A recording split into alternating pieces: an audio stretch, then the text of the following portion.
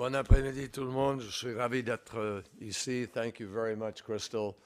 I was staring at my lobster and wondering when am I going to get a chance to eat it. But I'm really absolutely delighted to be here. Thank you very much, Madam Director General, for your leadership and your welcome here today. And thank you for your participation the other day in New York at our important gathering. Thank you as well to Marcus Miller for being an ambassador for peace, a goodwill ambassador, and for sharing his artistry with the world. And I want to thank, I gather there is a jazz ensemble somewhere. Am I correct? You all got to hear it? I haven't yet, or we will. But it underscores that we are really excited about hosting the Jazz Day at the White House next year. And my Deputy Secretary, Heather Higginbottom, was able to be out here for Jazz Day last year, or this year, I guess. And she told me that UNESCO knows how to throw a party. So we look forward. I particularly want to thank all of you, Your Excellencies, the permanent representatives and ambassadors to UNESCO. I particularly, and we as a country, are very grateful to you for taking time to come on a Sunday. There's one characteristic about life today for everybody: it is hectic. No matter where you are and what you're doing, there's just an intensity to the pace. And so to assemble on what should be obviously a very personal day is very special, and we're very grateful to everybody for doing that. And especially after a long week of executive board sessions. As you all know, the United States is a proud candidate for re-election to UNESCO's executive board, and I am very grateful for the opportunity to be here just to talk with all of you, and after I speak formally, to have a chance to wander around tables and be able to talk with you a little bit personally, but really to explain to you the depth of the commitment that the United States has to this body, as well as our high hopes for the future. Met a few minutes ago for a brief bilateral with the Director General, and we were agreeing really on how the mandate of UNESCO, the mandate of the United Nations, has never been more in need of being applied and lived by, and never has our work, frankly, been more important than it is today. There's an urgency to it. In this job, I have the privilege of talking with my predecessors fairly frequently. I had lunch the other day with Henry Kissinger, and he obviously continues to amaze all of us, but also with my other colleagues, George Shultz and Condi Rice, Colin Powell, and so forth. And I think to a person, they have all said to me that they can't think of a time in history, modern history, when policy challenges have been as wide-ranging and as complex as they are now. We're living in a moment of huge transformation. And a lot of people focus on sort of how hard it is and the downside. I think there's more upside than people are really taking note of, to be honest with you. Diseases that are being cured, on the brink of changing life for millions of young people who will not be born HIV positive because of the work we've been doing. The fact that Ebola, where it was predicted that there'd be 1 million people dead by last Christmas, and there weren't, because we came together as a community of nations and pushed back. In fact, the real difference between this century now and the challenge we face is that there is less potential for significant loss of life at the hands of state actors, state on state, and much more as a consequence of non-state actors on states and on individuals, and the sectarianism and the extremism that has come with the abuse, frankly, of interpretation of religion. Everybody here knows that Boko Haram, Al-Shabaab, Al-Qaeda, Daesh have nothing to do legitimately with Islam. And so we need more than ever to come together in a struggle against this, and this is a critical time for UNESCO's mission, a time to build peace in the minds of men and women. And that's why the United States, a founding member of this organization, remains committed to strengthening its role in promoting peace and security. It's why we so greatly value UNESCO as a platform for cooperation with you, our partners, in advancing so many of the goals that we share as nations. Later this week, I will meet with Prime Minister Netanyahu because he will be in Germany and I'm coming through at that moment. We will meet there. And then I will go to the region and I will meet with President Abbas and I will meet with King Abdullah and others. And in between, I will have some key meetings on the subject of Syria with critical players with respect to that. So we are as deeply engaged as I can ever remember in trying to help resolve some of these very complicated explosions of sectarianism and violent extremism. Last month in New York, the Director General spoke eloquently at the UN Leaders Summit on Countering ISIL and Violent Extremism. And there she spoke about UNESCO's use of education as an essential tool in order to prevent radicalization. In the United States, I will tell you, and this has been core to our lines of effort with respect to Daesh and other efforts. We are looking at a world in which amazing number of countries have 65%, 60% of their population under the age of 30 or 35, 50% under the age of 21, 40% under the age of 18 or less, and they need jobs. They need a future. And in a world that is so connected all the time, every day, 24/7, 365, everybody's in touch with everybody else's aspirations and social fabric, but not able to share in it. That makes education 100 times more important than it's ever been before. There are probably I know there are more than 100 million children in Africa who need school tomorrow, not 10 years from now, tomorrow. And every one of us knows we're not yet in a place to be able to meet that challenge. That's UNESCO's mission. It's all of our mission, frankly. And the United States is looking forward to hosting a high-level side event on this same imperative during UNESCO's 38th General Conference next month. And I'm very pleased to announce that Deputy Secretary Tony Blinken will be coming to Paris to lead the U.S. delegation to both this event and the General Conference meeting that week. And this effort will be a timely follow-up to the summit that President Obama convened in February when more than 70 countries came together to discuss effective, carefully crafted, and long-term ways to protect our citizens from violent extremism. I'm also pleased to announce that the United States, through the leadership of Ambassador Nix Hines, will help UNESCO launch an education initiative to equip teachers and students with the skills and values to embrace tolerance and inclusion and to be able to resist violent extremism. And through this partnership, we are helping to bring American leaders, corporations, and NGOs to the table to bolster and to expand UNESCO's critical work in this area.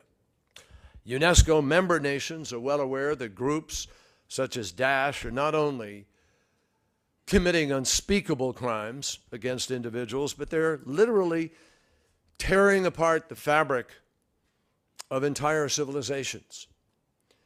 They show absolutely zero respect for life, for religion, for knowledge, or for our collective cultural heritage. Yesterday I was in Milan talking with our friends at Expo 2015, where we're talking about food security, and we drifted into the conversation about what is happening with Daesh. And I pointed out to them that they too have a critical role, because Palmyra and the destruction of a Roman arch is a destruction of their culture and is an attack on all of us together. And there is no greater crime, obviously, than to take the life of an innocent human being. And we've seen too much of that in grotesque ways. We are witnessing rape not just as an instrument of war, which we have seen before, but now as an institutionalized way of life. And all of us know that if we don't push back and fight back against this, the consequences for all of us in terms of everything we believe in, all of the values that drive us and unite us and bring us together at UNESCO, at the UN, in all of our efforts, will be challenged. It is stunning to see people who have zero respect in the year 2015, after all of our endeavors for history, for statues, for art, for culture. And who are we without those things? So most of these things have been protected through wars, through history, through shifts of governments, through despots to democracies.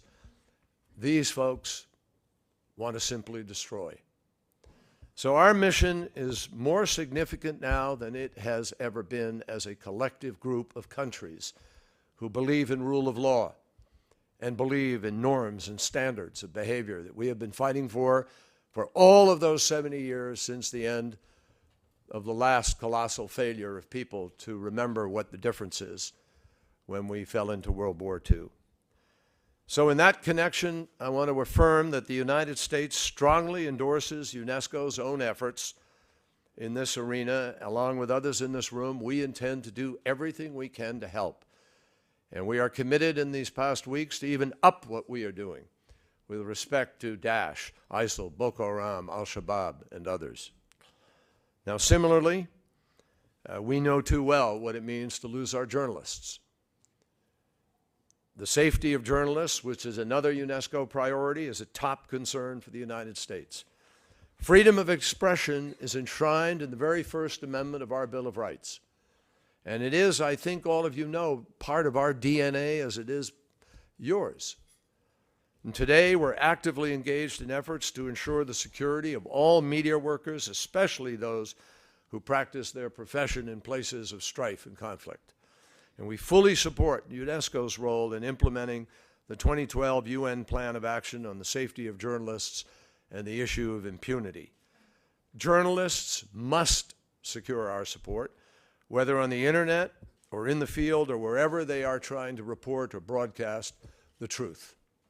The United States is also very grateful for UNESCO's sustained effort to encourage sound environmental practices. Crystal mentioned in the introduction my long engagement in environmentalism. Indeed, it's true. When I came back from Vietnam, before I demonstrated against the war and led the veterans against the war, I actually was engaged in the first Earth Day in helping to organize. And I have been involved throughout my life, in public life, in an effort to try to awaken people to our collective responsibilities. I will be here in Paris for COP21, as I was in Copenhagen, as I was in Rio in 1992. And it is essential for us to move faster than we are moving now. Paris must be a success. But beyond Paris, I explained to the Director General that we are hosting again next year, after Chile's outstanding job of doing it this year, the Our Ocean Conference in order to raise the profile of people's awareness of how every major fishery in the world is either in extremis or near extremis, and how there is too much money chasing too few fish, and how we are witnessing acidification of the ocean and other things happening, which mandate that we make a greater global effort to educate children, to educate people, and to take steps in our countries to protect it. I was able to call attention yesterday in Milan to the interrelationship between climate change and food security. You can't have food security if whole populations are going to be moved out because of sea level rise, or because of droughts that prevent them from growing food, or lack of water, and you run the list. So this linkage is something that we have an extraordinary opportunity now in Paris to create an ambitious and durable and inclusive global agreement on climate change that will set us on a path towards a low-carbon future. We all know it's not going to achieve the exact 2-degree centigrade that we need, but we also know that we now have, because of the effort we made with China 2 years ago, and now China's joining us in this initiative to urge countries to have their independent, their intended national determined contributions announced. We now have more than 150 nations that have stepped up and are agreed they will come to Paris in an effort to secure this agreement. Now, these challenges and a lot of others that we face, my friends, gender equality, inequality, a lack of opportunity for young people, extreme poverty, and more, every one of them will require a creative, multifaceted, multinational solution.